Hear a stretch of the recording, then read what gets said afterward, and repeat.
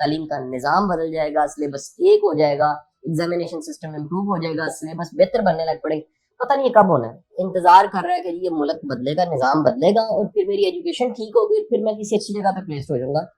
تو آپ اس غلط فہمی سے تو نکلیں کہ آپ کی فیلڈ کا جو گرو ہے نا, اس کے تو آپ بریف کیس اٹھائیں, ایک صحیح معنوں میں اس کے ایک مرید ہونے کا اور اس کے شاگرد ہونے کا حق ادا کریں, تو آپ کو کچھ سکھا دے. ان لوگوں کو گرو کرتے دیکھا ہے زیادہ اسی نظام میں. آخر دیکھیں کچھ لوگ ترقی بھی تو کر رہے ہیں نا, آخر کچھ لوگ اچھی جگہ پہنچ بھی رہے ہیں. یہ 8 نقطے ایسے ہیں جن کو اگر مد نظر رکھا جائے تو آپ بڑا. سارے ایکسٹرنل فیکٹرز کی بات کی جائے اس پہ ہمارا کنٹرول نہیں ہے. اور میرا آج کا جو میں آپ سے سیکھنا چاہ رہا ہوں وہ یہ ہے کہ تعلیمی نظام میں اتنی زیادہ خرابیاں, اتنی زیادہ خامیاں ہیں, وہ تو شاید ہم ٹھیک نہیں کر سکتے. بطور میں اسٹوڈنٹ اگر بات کروں, جو آج کا موضوع ہے میرا اس لیے بڑا پسندیدہ موضوع ہے کہ یہ سوال بے شمار بچے یونیورسٹی میں, کالج میں, اسکول میں, کہیں کوئی سیشن ہو, ان کے ساتھ بات چیت کرنے کا موقع ملے تو یہ سوال وہ لازمی پوچھتے ہیں. اب سر دیکھیں کچھ حقائق پہلے اس سارے تعلیم کے نظام کے بارے میں جان لیجیے. پاکستان ہماری بدقسمتی ہے کہ جو ایک انٹرنیشنل سٹینڈرڈ ہے کہ ہمارے بجٹس کا اتنے % ایجوکیشن پہ خرچ ہونا چاہیے, ریکمینڈڈ ہے کہ وہ 6% سے اوپر ہونا چاہیے, 4-6% کم از کم ہونا چاہیے. چیلنج یہ ہے کہ پاکستان میں ایجوکیشن پہ صرف 2.2% جو بجٹ کا حصہ ہے, بعض اوقات اس سے کم بھی ہو جاتا ہے, وہ ایجوکیشن پہ انویسٹ کیا جاتا ہے. یعنی آپ اگر اوور آل ہمارے پورے ملک کی پالیسیز کو دیکھیں تو اس میں تعلیم ایک نیگلیکٹڈ پارٹ ہے. یہ جو سارے کے سارے ہمارے دوست احباب گلا کرتے ہیں کہ جی کوالٹی ایجوکیشن نہیں, اور میں بھی اس میں بڑی دفعہ بات کرتا ہوں کہ جی ہمارے پاس ہمارا بڑا چیلنج جو ہے وہ کوالٹی ایجوکیشن نہیں ہے. تو یہ ذہن میں رکھ لیجئے کہ جس شعبے کے لیے بجٹس ہی نہیں ہے, زیادہ پیسے ہی نہیں انویسٹ کیے جاتے, اس شعبے میں اچھے نتائج کیسے لیے جا سکتے ہیں. یہ ہمارا ایک چیلنج ہے. سب سے پہلے بڑا نیشنل چیلنج کو سامنے رکھ کے پھر سارے مسائل کو ہم ڈسکس کر سکتے ہیں. دوسری بات اگر لے لیں تو پاکستان جو ہے وہ دنیا میں 130 جو ممالک کی رینکنگ ہے ایجوکیشن کی, کوالٹی ایجوکیشن کے حوالے سے ہیں, جو بھی اس کے انڈیکس ہیں, اس میں 125 نمبر پہ آتا ہے.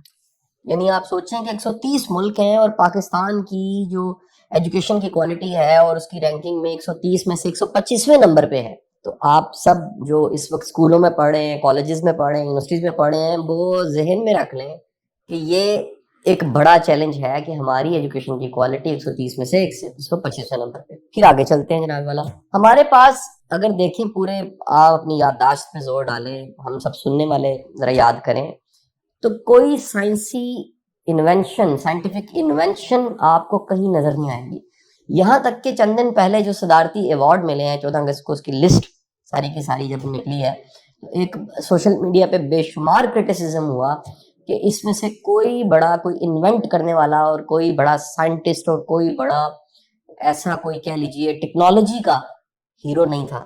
آرٹ اینڈ کلچر, رائٹنگ اور باقی شعبوں میں تو بے شمار لوگ تھے, لیکن آپ کے ملک میں کسی قسم کی ریسرچ, سائنسی ایجادات, ترقی بالکل نہیں ہو رہی. بالکل. یعنی کہ آخر کار تو تعلیم کے ذریعے ڈیولپمنٹ ہونی ہوتی ہے اور ریسرچ ہونی ہوتی ہے اور دنیا کو کوئی نہ کوئی آسانی ملتی ہے. بدقسمتی سے پاکستان میں ایسا بھی نہیں ہے. پھر اگر آپ دیکھیں کہ ہماری تقریباً اس وقت جو ہے وہ 3 کروڑ بچہ ایجوکیشن سے محروم ہے. سرویز بتاتے ہیں تقریباً 3 کروڑ بچہ وہ ایجوکیشن سے ابھی بھی محروم ہے. یعنی اب ٹوٹل آپ لگا لیجیے آبادی کتنی ہے, کچھ 24 کروڑ ہوگی شاید جی, اور اس میں سے 60% جو ہے وہ ینگسٹرز ہیں, بچے ہیں, اور اس میں سے بھی اگر آپ نکالیں تو ہماری جو ہے ایک بڑی تعداد, 3 کروڑ بچوں کی تعداد اسکول سے محروم ہے. اچھا, اب جو اسکول جا رہے ہیں ان کے پاس کوالٹی ایجوکیشن نہیں ہے, ان کی کوالٹی پہ آپ سو اعتراض کر سکتے ہیں. اچھا, آپ جو کالج جا رہے ہیں, یونیورسٹی جا رہے ہیں, ان کی ایجوکیشن پہ سو اعتراض کر سکتے ہیں. جس میں بڑی بدقسمتی کے ساتھ یہ میں کہوں گا ہمیں پتہ لگتا ہے کہ پاکستان کا کتنا بڑا چیلنج ہے ان ینگسٹرز کے لیے کہ جو یہ ڈگریاں لے کے پھر رہے ہیں, یہ پھر کہیں سیٹ نہیں ہوتے, یہ کہیں ایڈجسٹ نہیں ہوتے, اور ان کی نہ کوئی گرومنگ ہے, نہ ان کے نالج میں کوئی ڈیپتھ آپ کو نظر آتی ہے, اور نہ ان کی کوئی کہہ لیجئے کوئی ایسا ان کے پاس کوئی ہنر ہوتا ہے, اسکل سیٹ ہوتا ہے کہ یہاں پلیسڈ ہو سکیں. اب یہ ساری کی ساری سچویشن کو سمجھتے ہوئے میں یہ کہتا ہوں کہ جو پھر اپنے بس میں ہے, اپنے اختیار میں ہے, وہ ذمہ داری قبول کر لیں. اچھا, ایک ہے ملک کا نظام بدلے گا, ہمارے جی ڈی پی میں, ہمارے جو ہے جی وہ بجٹس میں ایجوکیشن وہ ہے وہ پریورٹی پہ آ جائے گی اور اس میں فنڈ زیادہ آئیں گے, اور پاکستان میں ریسرچ ہونا شروع ہو جائے گی, انڈسٹری کے میں لنکیجز اچھا ہوگا, ہمارا ٹیچر پڑھانے لگ پڑے گا, کوالٹی کے ہمیں پڑھانے والے ملیں گے, انفراسٹرکچر اچھا ملے گا, تعلیم کے یکساں مواقع ملیں گے, تعلیم کا نظام بدل جائے گا, سلیبس ایک ہو جائے گا, ایگزامینیشن سسٹم امپروو ہو جائے گا, سلیبس بہتر بننے لگ پڑیں گے. لیکن اب اس ساری بات چیت اور یہ سارے چیلنجز کو سامنے رکھتے ہوئے ہم ہاتھ پہ ہاتھ دھر کے بیٹھ تو نہیں سکتے.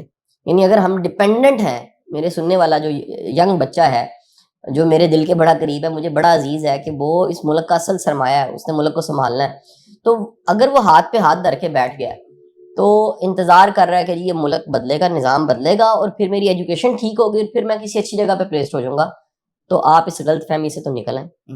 کرنے والا کام کیا ہے, میں نے یہ اس کی پوری لسٹ بنائی, اس میں سے نمبر 1 سب سے امپورٹنٹ چیز, یہ میں پھر کہہ دوں کہ میری گفتگو والدین کے لیے, ٹیچرز کے لیے اور بالخصوص بچوں کے لیے, وہ بے شک اسکول گوئنگ ہیں یا پھر کالج پڑھ رہے ہیں, یونیورسٹی پڑھ رہے ہیں, یہ سب کے لیے بڑی ضروری گفتگو ہے. سمجھ لیں ہماری ایک چھوٹی سی ریسرچ ہے جو آپ کے ساتھ ہم شیئر کرنے جا رہے ہیں. پہلا نقطہ یاد رکھیے گا, ان سب میں جو چیز میں نے ایک سملر دیکھی ہے وہ یہ ہے کہ یہ سب کے سب وہ لوگ ہیں جو اپنے گولز, اپنے ٹارگٹ خود سیٹ کرتے ہیں. یہ طے کر لیتے ہیں کہ جی میں نے اچیو کرنا ہے, باہر حالات کچھ ہیں, کوالٹی ایجوکیشن ہے کہ نہیں ہے, ٹیچر پڑھانے والا ہے کہ نہیں ہے, فیسلٹیز مل رہی, دے ڈیسائیڈ. انہوں نے اپنے ٹارگٹس کو, گولز کو کلیئر کٹ انہوں نے ڈیسائیڈ کیا ہوتا ہے کہ وی ہیو ٹو اچیو. ہم نے آخر کار یہاں پہنچنا ہے اور ہم نے رکنا نہیں ہے. ہماری جو منزل ہے, ہمارا جو ٹارگٹ ہے, وہ ہم نے ہر صورت اچیو کر کے رہنا. جب آپ نے خود ڈیسائیڈ کیا ہوتا ہے نا, پھر ذمہ داری آ جاتی ہے جی, آنرشپ. یہ جو الزام دینا ہے آخر کار, جاننے کے باوجود کہ وسائل تو یہی ہیں سر, یہ سب کے لیے یہ وسائل ہیں, سب کے لیے یہ ریسورسز ہیں, یہ سب کے لیے یہی یونیورسٹیز ہیں, یہی کالجز ہیں, یہی ٹیچرز ہیں, یہی نوٹس ہیں, یہی مٹیریل. آپ اپنے گولز اینڈ ٹارگٹس کو بڑا کلیئر ڈیفائن کر لیں کہ آپ کو کہاں پہنچنا ہے ود ان دی ریسورسز. میں ہمیشہ کہتا ہوں دیے گئے وسائل کو سامنے رکھتے ہوئے بیسٹ ریزلٹس دینا. آپ کے پاس جو بھی وسائل تھے, تھوڑے تھے یا زیادہ, اس کو بہترین استعمال کرتے ہوئے بہترین نتائج دینا کہلاتا ہے پیک پرفارمنس. تو اسامہ صاحب پہلا کام تو کرنے کا یہ ہے ان بچوں کے لیے کہ یہ اپنے ٹارگٹس, اپنے گولز, اور اس کے لیے بے شمار دفعہ ہم نے بات چیت کی ہے کہ خدا کے لیے سیلف ڈسکوری کی طرف جائیں, اپنے پیشن کو ڈھونڈیں, اپنے انٹرسٹ کو ڈھونڈیں, گولز کو آپ سیٹ کر لیں تاکہ آپ کا مائنڈ فوکس ہو اور آپ کو پتا ہو کہ میں نے اس منزل, اس مقام تک پہنچنا ہے, یہ بننا ہے اور اس طرح سے کنٹریبیوٹ کرنا ہے, اور یہ میری اچیومنٹ ہوگی. جو آپ کی اچیومنٹ ہے خود ڈیفائن کر دیجیے آپ, نمبر 1. نمبر 2, یاد رکھیے کہ سیکھنے کو کتابوں تک محدود نہ کریں. یہ بڑا اہم جملہ ہے, میں دہراؤں گا, سیکھنے کو کتابوں تک محدود نہ کریں. آج کے جدید زمانے میں کئی طریقوں سے سیکھا جا سکتا ہے. آج کے جدید زمانے میں سیکھنے کے لیے آن لائن اتنا کچھ اویلیبل, لٹریچر اویلیبل ہے, اچھا اس کے بعد لائبریریز اویلیبل ہیں, اس کے بعد پوڈ کاسٹ اویلیبل ہیں. یہ واحد زمانہ ہے جس میں پوڈ کاسٹ آپ سنتے ہیں جی, اور آپ کو پتہ لگتا ہے کہ جناب کتابوں کے اوپر کتنے کتنے تبصرے ہیں, دنیا کے کتنے کتنے اہم ٹاپکس پہ کتنی شاندار گفتگو ہے. بعض ایسے شعبے جو میرے بڑے پسندیدہ ہیں لیکن میں تو کنٹینٹ بنایا. یہ آج کے زمانے میں آپ کتاب تک صرف اپنے آپ کو محدود نہ کریں, کتاب ایک سورس ہے. اچھا کتاب تو چلیں, پھر کتاب نا اسامہ صاحب, ظلم یہ ہے کہ ان بچوں کو نوٹس دیے جاتے ہیں, فوٹو کاپیز دی جاتی ہیں, یعنی کہ بالکل چورا کر کے نا, وہ ایزی کر کے ڈیلیوٹ قسم کا ورژن نالج کا دیا جاتا ہے. یعنی کہ کسی نے کتاب میں سے سمجھا ہے, پھر اپنی زبانی اس نے اپنی سمجھ کے مطابق لکھا ہے, نوٹس بن گئے جی فلانے پروفیسر کے, فلانے ٹیچر کے نوٹس بڑے اچھے ہیں. تو اللہ کے بندو, جو ٹیکسٹ بک اویلیبل ہے, جو مٹیریل اویلیبل ہے, اس تک محدود نہ ہو آپ. تو میں کہہ رہا ہوں مزید کتابیں پڑھیں. آپ تو نوٹس کی طرف چل جاتے ہیں, چھوٹے چھوٹے خلاصوں کو پڑھنے لگ پڑتے ہیں, پریسز کو پڑھ لیتے ہیں. یہ ظلم ہے. تو آج اس جدید زمانے میں جو کچھ آن لائن پڑھا ہے اس سے فائدہ اٹھائیں. دوسرا کام ہو گیا جی. تیسرا کام دیکھیں, ٹیکنالوجی آج کی ایجاد ہے, یہ ٹیکنالوجی آج کی نعمت ہے. فورمز موجود ہیں, ایسے پیجز بنے ہوئے ہیں, کئی ایسے دنیا کے ٹیچرز ہیں. آپ دیکھیں خان اکیڈمی انڈیا نے کتنا کام کر کے رکھ دیا. کئی ایسے فورمز ہیں جس پہ بچہ اگر رجسٹرڈ ہو جاتا ہے تو مفت میں وہ بڑا کچھ سیکھتا رہتا ہے. پھر اس کے بعد دیکھیے اس کو ایسی ایپس ڈھونڈنی چاہیے جس سے نالج ملتا رہے, ایسی چیزیں ڈھونڈنی چاہیے جس سے کہہ لیجئے کہ کوئی انٹرنیٹ پہ کوئی چیز ایسی موجود ہے جس سے اس شعبے میں نالج بڑھنا شروع ہو جائے. تو بعض بچے ایسی چیزیں فالو کر رہے ہوتے ہیں, ہم حیران ہوتے ہیں کہ ان کو شوق ہے اور انہوں نے ڈھونڈا ہے, تلاش کر کے اس کو فالو کر رہے ہیں. چوتھا جو کام ہے جی وہ ہے اپنے شعبے کے, یعنی جس شعبے میں آپ ایکسل کرنا چاہتے ہیں, ترقی کرنا چاہتے ہیں, اس شعبے کے لوگوں سے تعلقات بڑھائیں. واہ واہ. لوگ ڈھونڈیں, بندے ڈھونڈیں, آپ کو بڑے بڑے قابل لوگ ملیں. کسی سینئر بندے کا, مرشد کو بھی ہم نے روحانیت تک محدود کیا ہے بھائی. آپ کی فیلڈ کا جو گرو ہے نا, اس کے تو آپ بریف کیس اٹھائیں. اس کے تو سچی بات ہے کہ آپ ایک صحیح معنوں میں اس کے ایک مرید ہونے کا اور اس کے شاگرد ہونے کا حق ادا کریں کہ وہ آپ کو کچھ سکھا دے. اور ہمارے بڑے استاد سینئر کہا کرتے تھے کہ جو ہمارے سینئرز ہوتے ہیں، استاد ہوتے ہیں، گروز ہوتے ہیں، ان سے صرف نالج نہیں لینا ہوتا، عادتیں لینی ہوتی ہیں، طور طریقے لینے ہوتے ہیں. بڑی چیزیں ایسی ہیں جو ہم نے اپنے سینئر سے سیکھی ہیں. مثلا میں آپ کو بتاؤں کہ شکر گزاری، اکنالج کرنا، ایڈمٹ کرنا، ایک اچھا میسج بھیجنا کہ جی آپ کی مہربانی، آپ نے کوئی رول پلے کیا ہے، یہ میں نے اپنے استادوں سے سیکھا ہے. کوئی آپ کے دفتر میں آ گیا، کوئی آپ کے گھر تک آ گیا ہے، اس کو پانی پوچھنا ہے، چائے پوچھنی ہے، اس کو رسپیکٹ دینی ہے، گریس دینی ہے، اس کو ریسیو کرنا، اس کو رخصت کرنا، یہ میں نے بڑے بوڑھوں سے یہ ساری چیزیں سیکھی ہیں. یہ مینرز ہیں، یہ بالکل مینرز ہیں. ایسے اکنالج کرنا مینر ہے. کسی بندہ کوئی آپ کے کام آیا ہے، اس کو اس کا رپلائی کریں، اس کو کہیں، ایڈمٹ کریں، اکنالج کریں، ایز گرانٹیڈ نہ لیں اس کو. یہ بڑے بڑے مینرز ہیں سر. چھوٹی چھوٹی چیزیں آپ استادوں سے، گروز سے سیکھتے ہیں. تو اپنے سینئرز کو ڈھونڈیں. اور یہ چوتھا جو پوائنٹ تھا کہ ان سے اپنے تعلقات بڑھائیں، ان کے کام آئیں.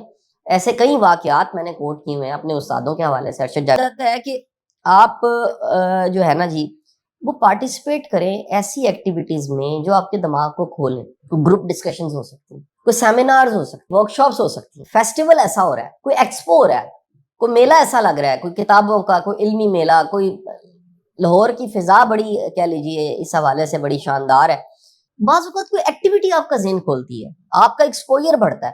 یہ جو ایکسپوئر اور تجربہ ہے نا، اس سے کوئی نہیں آپ کو روک سکتا. نیا تجربہ کریں، کچھ نیا سیکھیں، کچھ نیا جانیں، اور اس نئے جانے کو پھر اپنی زندگی میں ذرا اپلائی کر کے دیکھیں، آپ کو اس کا بہت سا فائدہ ہوگا.